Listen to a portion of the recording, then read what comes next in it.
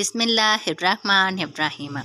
हज़रत इब्ने अबी मुलैका बयान करते हैं कि दो लड़कियां ताइफ के इलाके में कुछ सलाई कर रही थी।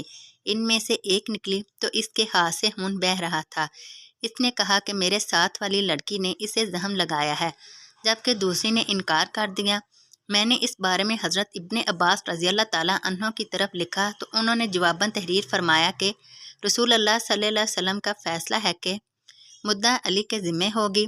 अगर लोगों को सिर्फ इनके दावे की बिना पर इनकी मतलूबा चीज़ दे दी जाती तो लोग दूसरे लोगों के जानो माल की बाबत दावे कर देते। इस लड़की को बुलाओ और इसको ये आयत पढ़ कर सुनाओ। तर्जमा: बुलाशुबा जो लोग अल्लाह ताला का अहद और अपनी कस्में थोड़ी कीमत के बदले बेच डालते हैं, इनका आखिरत में कोई हिस्सा नहीं होगा।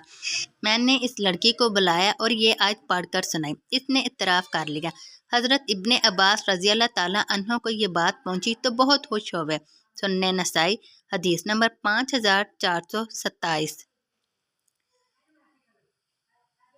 हज़रत अबू सईद खुदरी रज़ियल्लाहु ताला अन्हो से रवायत है कि हज़रत माविया रज़ियल्लाहु ताला अन्हो ने फरमाया, रसूल अल्लाह सल्लल्लाहु अलैहि वसल्लम अपने सहाबा के एक हल्के पर तशरीफ़ लाए और फरमाया, कैसे बैठे हो?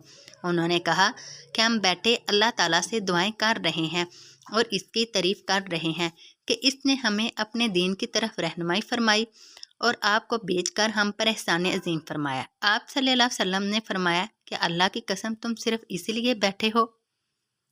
उन्होंने कहा, जी हाँ, अल्लाह की कसम हम सिर्फ इसीलिए बैठे हैं। आप सल्लल्लाहु अलैहि वसल्लम ने फरमाया, मैंने तुमसे किसी शक व इल्ज़ाम वगैरह की बना पर कसम नहीं ली, बल्कि बात यह है कि जिब्राइल अलैहिस्सलाम मेरे पास आए और मुझे बताया कि अल्लाह ताला तुम्हारी वजह से फरिश्तों के सामने फ़ख्र फरमा रहा है कि ये मेरी महलूक है। सुन्ने नसाई हदीस नंबर 5428।